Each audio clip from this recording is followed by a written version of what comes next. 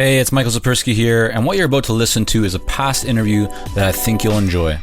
Welcome to the Consulting Success Podcast with your host, Michael Sapersky, where we take you deep into the world of elite consultants. Today, Gordon Graham, we have him on the show. He's a white paper writer and consultant. He's worked with Google, Oracle, Intuit, among many other Fortune 500 companies. He's interviewed over 200 C-level executives and written over 170 white papers. Gordon is based in Ontario, Canada. I'm excited to have Gordon on the show today because he's not only a white paper writer, he's a very accomplished consultant and a master at marketing his craft. Gordon, welcome. Oh, well, thank you very much. Gordon, I touched on the kind of companies that you work with. Did I get that right? Can you tell us more about the work that you're doing these days? Well, sure. I'm basically a B2B copywriter. I've done lots of other things in my life, technical writing for software companies and journalism. And then I was a marketing executive in a software company. And that's when I found that there are certain types of marketing documents that really work better than others. So I focused on those, and now I'm an independent copywriter, and I really specialize in white papers and case studies. Right. Okay. I think you've accomplished a lot from our previous discussion, but I think it's also important, and you touched a little bit on this, but that it's important that people listening to this realize that you spent many years working as a freelancer, then an employee, then a VP of marketing, before really establishing your specialization, correct? Yeah, I guess it was around 2001. I got very, very interested in white papers. In 2005 or so, I set up my website. So I was already, I guess I was already in my 40s at that point. So it took me a little while to hit the thing that I think I'll be doing the rest of my career. Right. Okay. So let's talk about that specialization for a minute. But before we do that, when you were the VP of marketing at a hardware software company, you found that the most methods of marketing weren't working that well, but one did better than all the rest. Can you share that story? Oh, sure. Are you talking about the little booklet we did, the little special report that we did, or? I think so. Yeah. And that's okay. We're kind of talking about how that maybe led to white papers and exploring that whole area. Yeah. Well, that was in the late 90s, and we were a quick growing software company, hardware company. We did barcoding or data collection for ERP systems like Oracle and SAP. And so we were an add-on product to those big giant products. And we really tried every possible channel of marketing. So we tried we had our website early on, which was fine. We tried all different types of marketing collateral. We went to trade shows, of course. We did some advertising. We did direct mail. And the two things that I found really got the most traction were case studies or customer stories, and there's a kind of industry standard format for those, kind of 2-page PDFs written up like a magazine article. Those just get eaten up, and prospects love them because what they do is really reassure someone that's looking at buying from you that another company pretty similar to theirs had a good experience with you. And so they're an extended testimonial from a third party, much more powerful than say advertising where you're beating your own chest. And they're very factual. They're very driven by actual events. And then white papers tend to be on a higher level, talking about an entire problem that afflicts an entire industry. So where a customer story talks about a specific experience of one customer, a white paper talks about a whole industry or a whole niche that's experiencing a certain problem and suggests a better way to tackle that problem. So that's also quite ideally they're quite educational, and they provide very useful information that can actually help a business person to understand an issue, to solve a problem, or to make a decision about which way to go in the future. So those two. Sorry.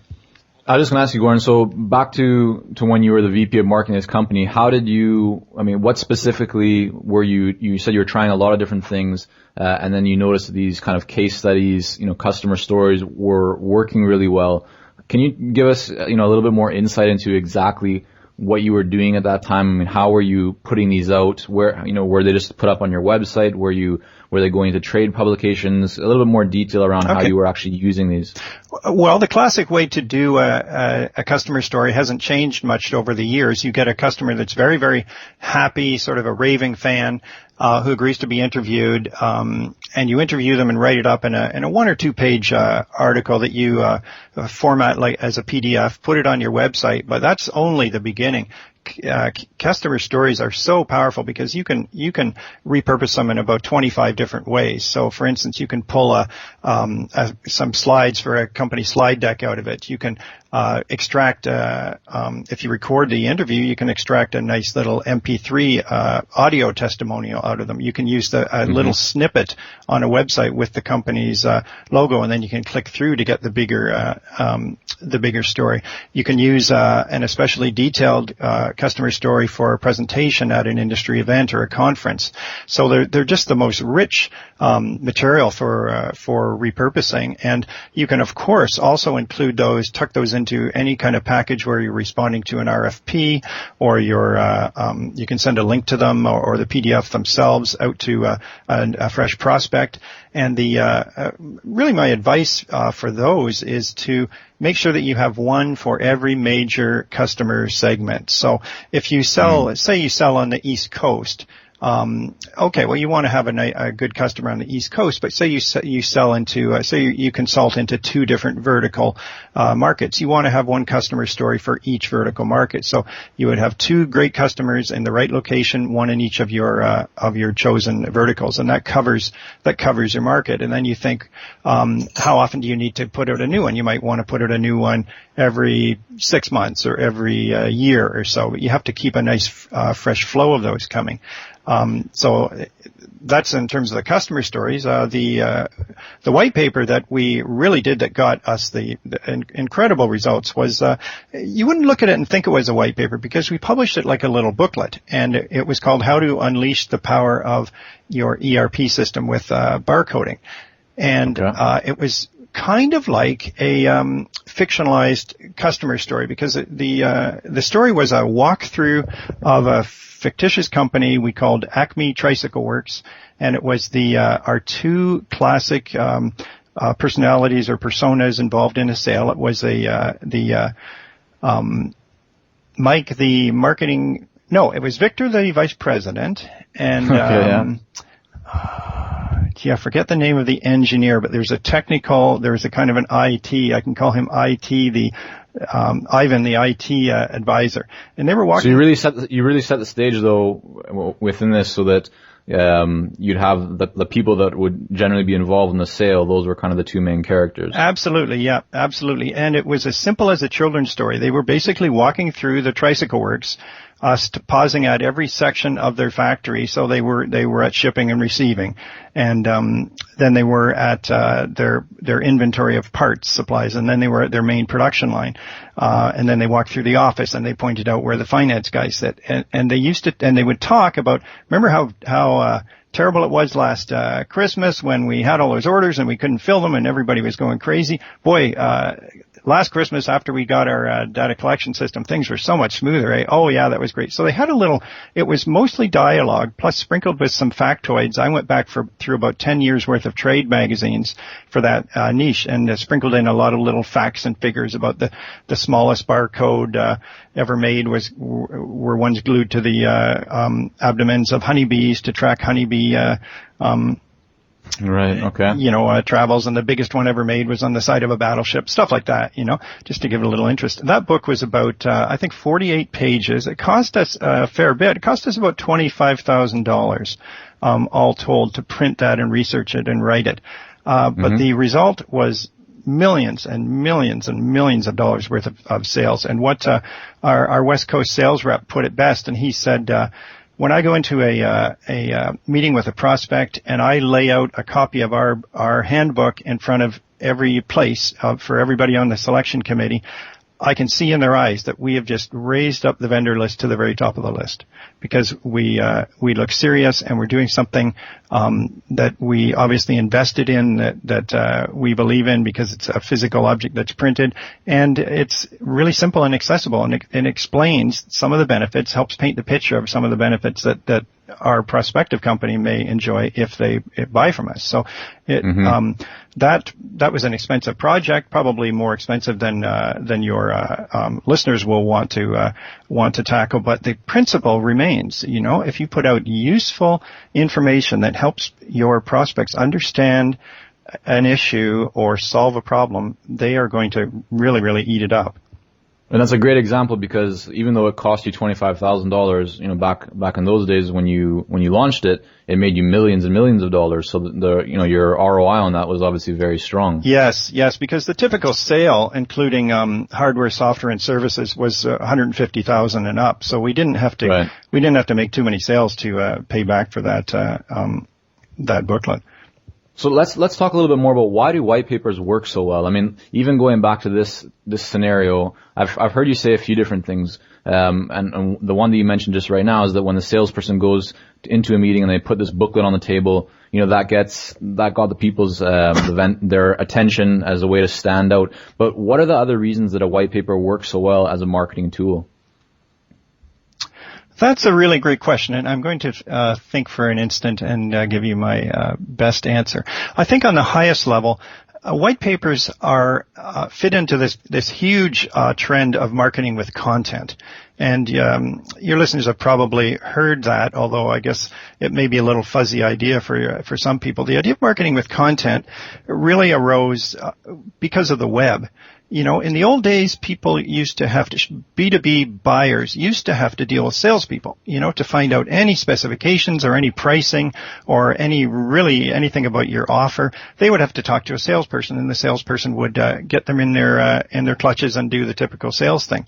The salespeople have been more or less disintermediated. They've been cut out of the process. The middleman is gone.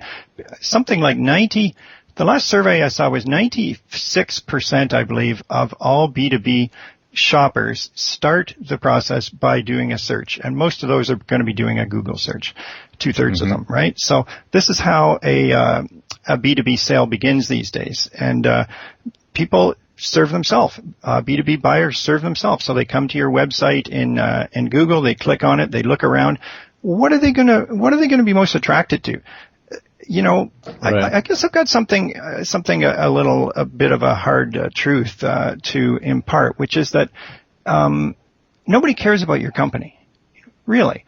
There we are trying to get our good image and get a nice logo and get our website all together and tell people how proud we are of our company. Nobody cares.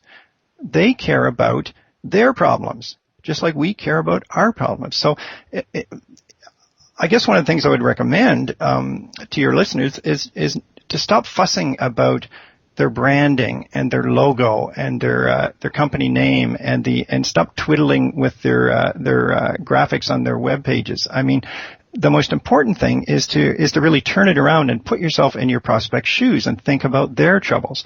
And so marketing with content, what it does is ideally is B2B vendors generate content that really engages prospects, that helps them, that gives them some useful information or education. And of course there's all different channels of content, and there's all the social media right now. But I would separate in our minds things like social media, Twitter and LinkedIn and Facebook. Those are not really ways to publish content. Those are ways to point to content. So if you've got, doesn't matter if you have 8,500 followers on Twitter, if you don't have anywhere to send them, I mean, they're not going to be very engaged. But if you go out to Twitter and say, hey, we've just published this fantastic white paper about 6 things you really must know before you sign on the dotted line for our type of service, and it's a useful piece of content, you'll get a lot of traction out of that. And the other great thing, so I guess that's a high level marketing. White papers are a form of marketing with content. There's all different forms. Customer stories are a form of marketing with content. But I believe that white papers are really the top of the pyramid, the king of content, because nothing else will work for as long and generate the kind of results as consistently as a well-done white paper. And why is that though, Gordon? I mean, when you, and I must apologize, I didn't really set up this, I think we're really digging into the action bite for today. Okay. And I didn't really set that up, but I think where this conversation is going, and I'm glad that it is going this way, is really getting into the heart of what we're going to cover in the action bite. So let's just keep rolling with it. But on that point, I mean, why does it work so well, compared to other things out there? You're saying that it's the white paper is kind of the king.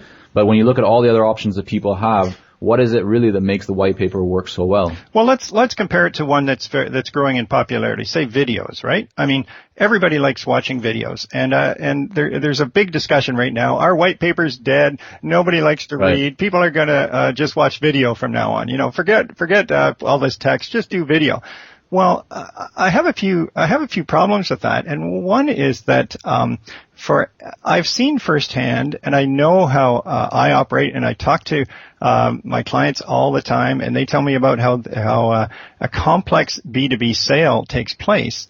And they're getting more complex, and they're taking longer, and they're drawing in more and more people because everybody is more risk averse these days, right? Nobody wants to make a mistake. It can be a really career limiting problem if somebody in a company hires the wrong consulting firm, or buys the wrong system, or even buys the wrong office chair. So everybody's cautious, and everybody's watching their pennies. So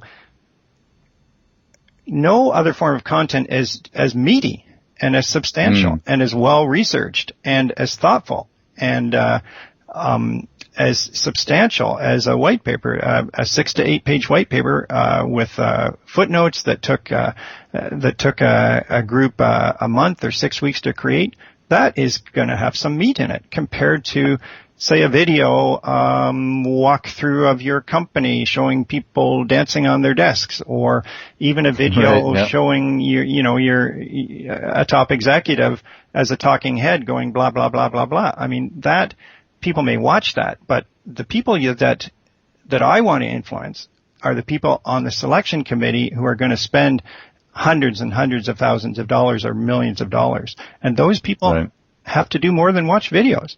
Those people have to do some serious reading and thinking and talking, and make a wise collective decision. Nobody's going to say, "Hey, I saw this great movie on video. Let's everybody, let's the CFO and the CEO and the everybody. Let's all sit around the conference table and watch this video on YouTube because it's great." Are you kidding me? That just does not happen. What happens is people pass around reports, they email each other things, they may snip out a few the first page of a white paper and pass it around to everybody on the committee. A white paper sums up a vendor's best thinking and best argument and their best shots at their competitors. Very few people have the skills or the budget to do that in a video. I mean, videos are great. But if you wanted to do a video that was as effective as a white paper, you'd have to spend 5 times as much to produce it, and you'd have to get an experienced director and experienced script writer and some acting talent and lighting and makeup. I'm not saying that video is a bad medium. It's fantastic. Everybody likes watching video. But to really move a business buyer down the sales cycle, for a complex, expensive sale, a white paper is going to work far better than a video. So, Gordon, let me ask you, there's 2 things that you've mentioned here that I want to kind of dig into. One is, initially you talked about how you put together this booklet in a previous company when you were the VP of marketing, 40 pages, big impact, big ROI I got for you. But you just mentioned here that a white paper really only needs to be 6 to 8 pages, well researched, obviously well put together. So that's, I guess, one thing to clarify. So it only needs to be around 6 to 8 pages. Is that correct? Yeah, the typical length for a white paper is 6 to 8 pages, sure. And that booklet that we did, that's why I'm saying it. You might not look at it and think it was a white paper, but it really served the very same purpose, and it was just a slightly more elaborate one. I mean, I wrote a white paper for Google that I think was 25 pages, but that was trying to sum up an entire industry development, and it was used at a conference. They made a presentation based around that. So, I mean, these things can be longer or shorter. And in fact, if we want to talk about maybe my action bite that I might suggest to your listeners. I think that just about every consultant should have some kind of numbered list white paper. And those could be really only a couple of pages long, or they could be 3 pages. They don't have to be 6 to 8 pages. And let's talk about that. That would be great, because as you're mentioning what the kinds of white papers that you've created and some of the examples to this point, a lot of it, I think some of our listeners might be thinking, well, that sounds like this is for a much larger company, or for going after maybe a much more complex sale. But if we can put this in context for a consultant, that would be great. While we work with a lot of seasoned and experienced consultants here at Consulting Success, I'm often contacted by new early stage consultants. Invariably, the question I'm asked is, what are the steps I should take to become a successful consultant and grow my consulting business to my first 6 figures per year? Well, I'm excited to announce that we've opened the doors for our Momentum program. This is our most popular program for early stage consultants, and it has helped almost 1,000 consultants to start, run, and grow successful consulting businesses. It gives you the step-by-step plan to help you with your messaging, your fees, and pricing strategies, how to win more proposals, how to go to market more effectively, developing a marketing system to generate leads consistently, and so much more. And right now, until September the 19th, you can sign up for Momentum and get 50% off the regular price by going to consultingsuccess.com/audio. That's consultingsuccess.com/audio, AUDIO. Only 100 spots are available to join Momentum and get 50% off. This deal is only available until September the 19th, or until all 100 spots are gone. We won't be opening up new spots in this program for several months, so don't wait. Go to consultingsuccess.com/audio. That's consultingsuccess.com/audio, AUDIO.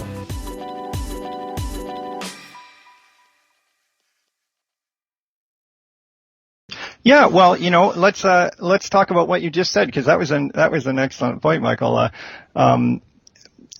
People think that only large companies do white papers. So if you manage in your 2 to 3 person consulting firm to put out a nice white paper, you're going to look big, and it'll help level the playing field between you and a bigger competitor. So I'm just zipping down as we speak through some that I've done, and I want to read you out the ones that I've done for small companies.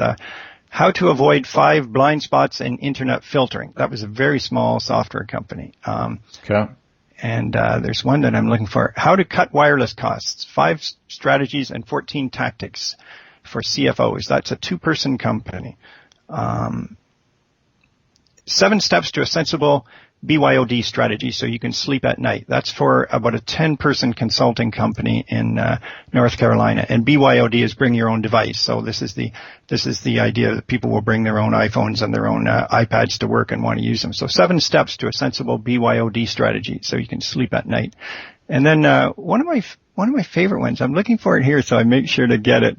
9 best practices for colleges and universities moving to online course evaluations. That was I'm reading you all the ones that are numbered lists, right? But right. Even Google, I did one, 7 factors to consider when choosing a search bid optimization platform. 7 tough questions every insurer must ask about your next hospital contract. That's a very small company. So Gordon, I mean, really what you're saying here, though, is that it doesn't matter the size of your company, and it doesn't matter if you're a consultant or a technology firm, software, or otherwise. Really, consultants can use white papers to differentiate themselves in the marketplace, and as a very effective marketing tool to get the attention and earn trust of the kinds of clients that they want to work with. Absolutely, you're just saying so many great things. Let's look at the trust factor. I started talking about marketing with content and putting out useful information.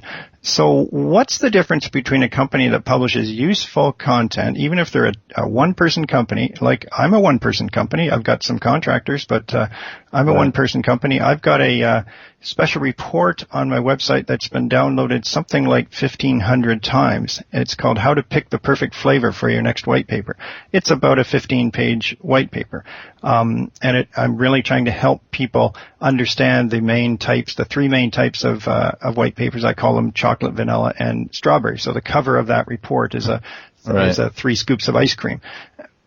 I can't tell you how many people have said, "Oh, I just love that ice cream report." That's what I call it, my ice cream report. That's what everybody calls it. And we're thinking of doing a chocolate flavor. That is so great. I'm not saying at the end of it, you got to come to me and I'll write you a white paper. I'm saying, here's how to use white papers more effectively. So that's an example from my own personal business. But here's the one I wanted to tell you about.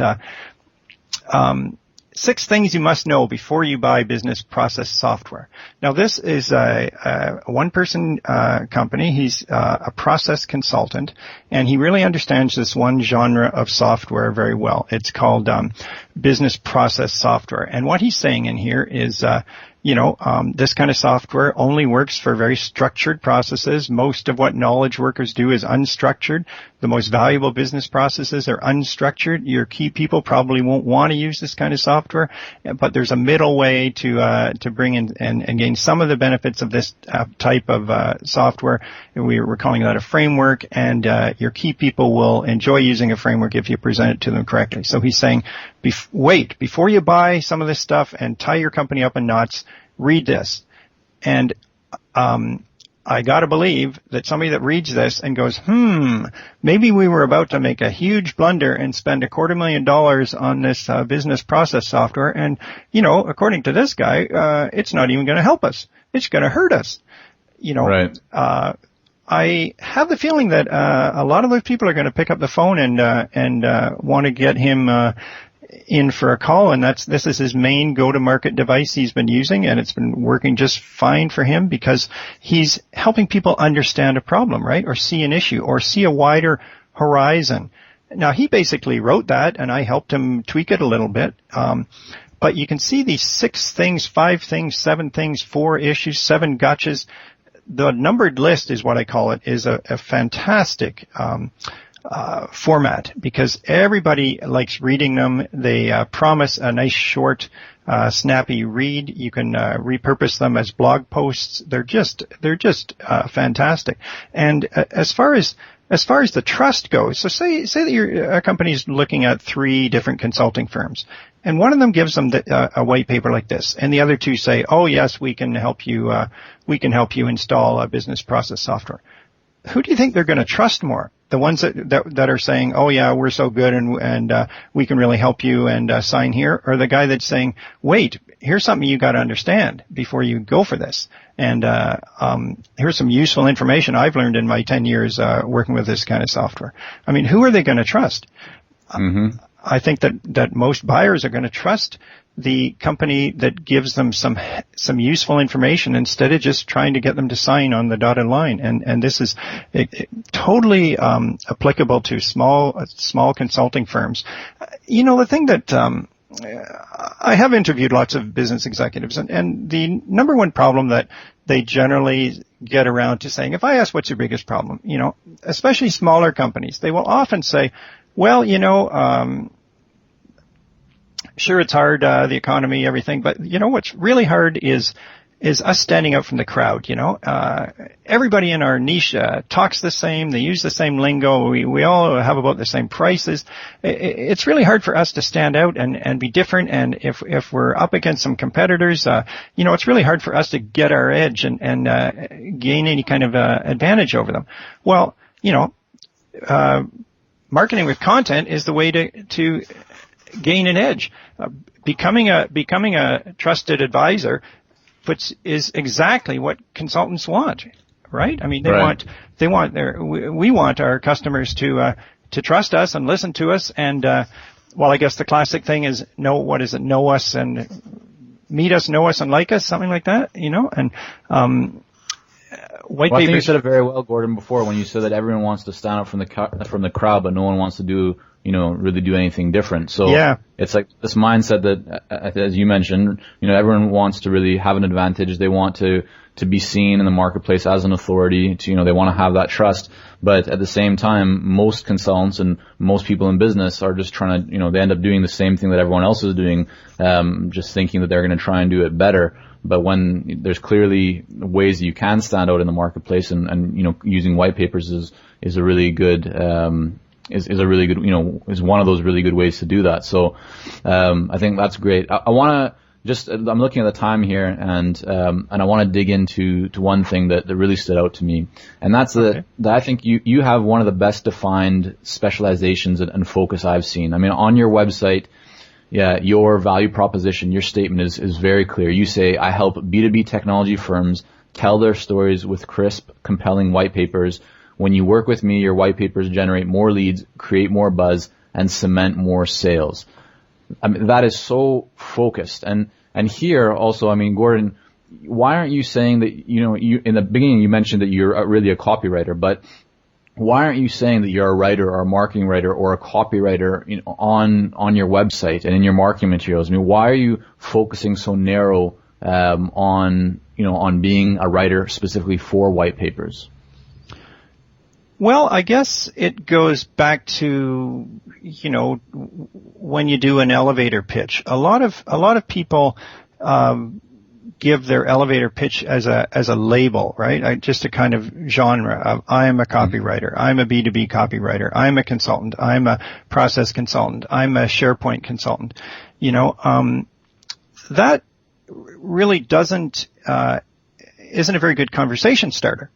Because what reaction do you get? You usually get if you just label yourself, then other people just nod and go, okay, and then they go back to wanting to talk about baseball or whatever they were just thinking about. It's not open-ended at all. So by me saying I help companies tell their stories, that's a little bit open-ended. That might intrigue somebody. They might say, well, how do you help a company tell their story? What's that mean anyway? Crisp, compelling white papers. What are white papers? I wonder if white papers could help my company tell our story. Mm-hmm. And then the benefits after that are, this is how I stand out from the crowd. There's a lot of copywriters out there. And there's a lot of. But weren't you concerned that, when you first got into this business and really, selected this specialization, didn't you have the concern that by saying that you specialize in white papers and even going further than that, just saying that you do it just for B2B technology firms, didn't you have a concern that you would lose business?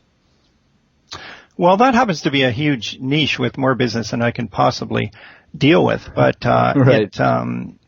So I was fortunate there to have a rich, happy hunting grounds, but it doesn't stop anybody. I mean, that I know of. I still get lots of inquiries from people saying, well, do you write about medical devices? Do you write about the insurance industry? Do you write about consulting companies? So they may. And you will, right? Sure. My sweet spot is really technology, software, but I've written about medical devices and hospitals and negotiating with insurance companies over healthcare costs and all kinds of things. And I have to admit that when I go out of my specialty, it takes me more research, and those projects are a little less profitable, but they're interesting, And so I didn't want a totally steady diet of just one thing. But if you look, say you Google copywriters, you're going to probably get. Well, gee, I should do that right now and tell you, but you probably get millions, eh? Right. What do we got here? 34 million results for copywriters. But if you Google white paper writers, and I'm fortunate, I'm at the top of the list there. You get 1/10 as many. So I don't know. Right. It's No, and Gordon, I'm playing a bit of the devil's advocate here because this is what I suggest to all consultants as well, is the importance of having a specialization and using that to really establish your credibility and your authority status and all of that. It makes so much sense, but a lot of people have this concern that by focusing so much, you're really going to be shutting down a lot of the market and losing a lot of potential business. But I found it to be the opposite of that, and I think you're a great example of just how that's not the case and how your business has really benefited from having a clear specialization. And at the same time, you just mentioned that you're still open to taking on other projects, even though it may not be your sweet spot or the core of what you do. But if it's a good fit with the client, and it definitely hasn't stopped clients from other industries that aren't in that sweet spot from contacting you, because if they see the need for them, then they're obviously curious if you're able to help them as well. Yeah, and it gives a conversation opener, right? They'll contact me and say, well, have you ever worked with anybody in our niche? And chances are I have, or I've done something similar. I've helped a company with their marketing challenge. But I wanted to maybe help your listeners drill down into that idea of specializing a little bit, because I think there's really two dimensions of specialization. There's a horizontal specialization, and there's more of a vertical specialization. So I would say, okay. I'll start with an example of my own business, and then maybe we can extend that out. But say, as a writer, I can specialize in a type of document, like white papers or case studies. Copywriting is pretty fuzzy. So if you focus that down in, I focused it down in on white papers. I would call that kind of a horizontal focus in what I'm doing. And then I can focus in a vertical market like B2B technology, or even more fine like B2B software. And then, of course, like going to medical devices or something is a little bit outside of that. And then if you put those two on top of each other, you get a super laser focus. You know, I write B2B, I write white papers for B2B software companies. That's super focused. And fortunately, that's a nice big market, as I was saying. So how would that apply to any other consulting company? Well, I think there's vertical markets, of course, and many consulting companies specialize in a certain vertical, you know, like manufacturing or retail or travel or whatever. But there's this horizontal slice too about what do you actually do? Do you help people generate more leads? Do you help people hire effectively and manage their staff and keep them happy? Do you help people factor their invoices? I mean, there's a million things that consultants can do and talk about and help, right? And so if you take that slice, of what you do, but you do it for anybody in any industry, then at certain times you're going to have to learn a little bit more about a certain industry, or there'll be some differences from one industry to the other that will mean you have to do a little bit more research. But you can do it if you've got a deep enough company, and you can do pretty well that horizontal task, that thing that you specialize in for anybody. That activity I look at that as the horizontal thing. And then the vertical is the type of company. It could be the size, it could be the location. Most often it's the economic niche, right, or the sector that they're in. And when you specialize by sector, you learn, of course, all of the jargon and all of the main players and the trends and the issues within that sector very, very well, so that you can speak knowledgeably to anybody else in that sector. So the hyper specialization for a consulting company would be, we do this for companies in this niche. Right.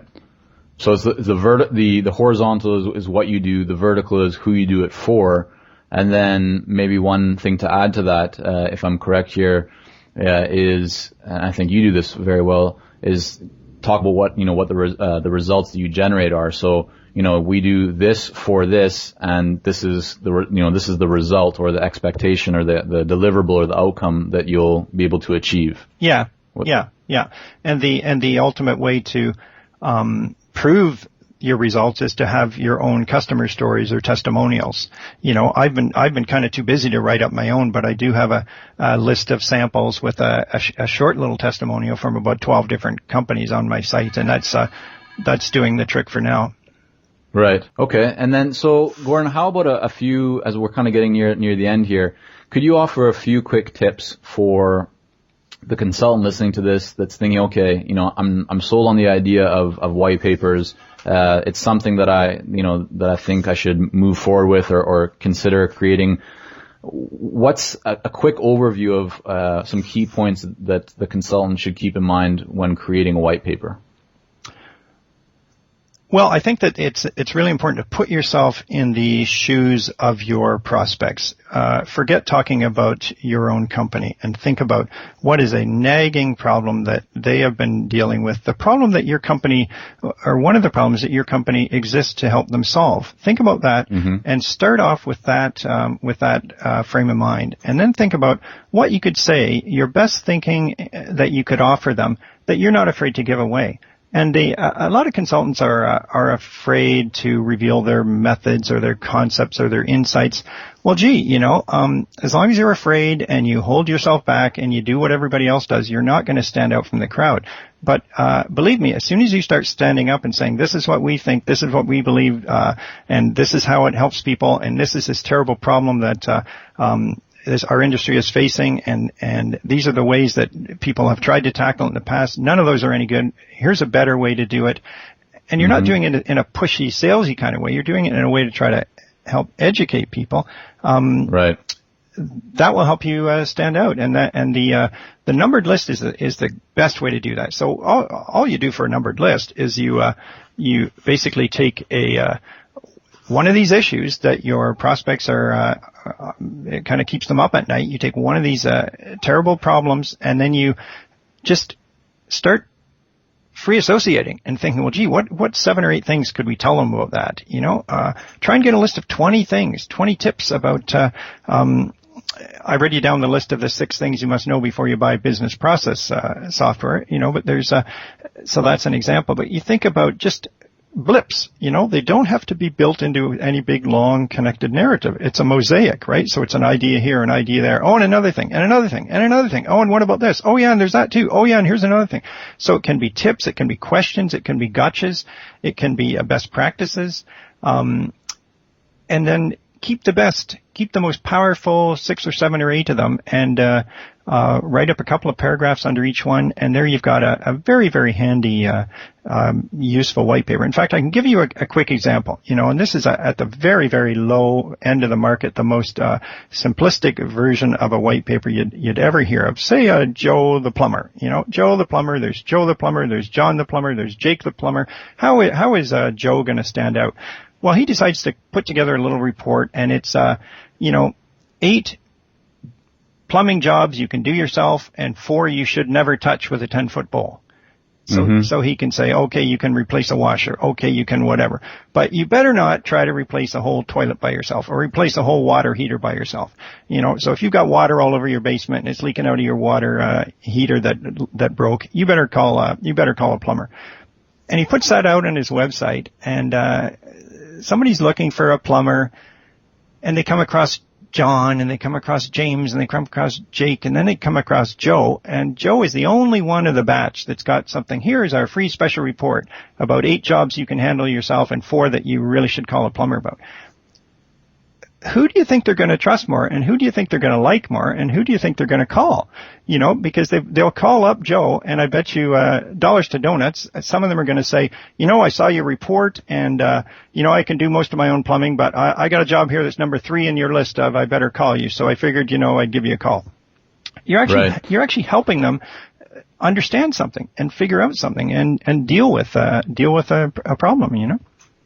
Gordon, I saw on your website that and so your website is thatwhitepaperguy.com. You have an articles section which actually has some great resources. So for anyone listening to this thinking about writing a white paper, check out Gordon's site because he has some great resources there to help you to plan your white paper. And even kind of bigger news is that you have a book, White Paper for Dummies, coming out soon. Can you tell us a little bit more about that? Yeah, well, that's one of those infamous books with the black and yellow covers on it, White Papers for Dummies. It's 384 pages. It's selling at Amazon for about $15. Wow, that's about $1 for every year's worth of learning and advice that I packed in there. But it's the most comprehensive book on white papers that's ever been published. It's certainly the longest, and it's got everything in there, from writing to research to managing to picking the right type to which type you need at which part of the funnel, even how to design, some tips for how to design a white paper, links to samples on my website. So I really hope that people find that helpful, and I really packed everything I've learned into that book, and I'm very excited. I haven't actually seen it in my hands yet. This is spring of 2013, but it's supposed to be out any day now. Okay, well, Gordon, again, thank you so much for doing this interview. Really appreciate you sharing your wisdom and experience. So again, thanks. Well, thank you. I hope that was useful. And if any of your listeners want to call me up for a quick chat, I'm always available to give people my 2 cents worth. Great. Thanks so much. Thank you. Are you ready to take your consulting business to the next level? Learn more about the Accelerator Coaching Program at consultingsuccess.com.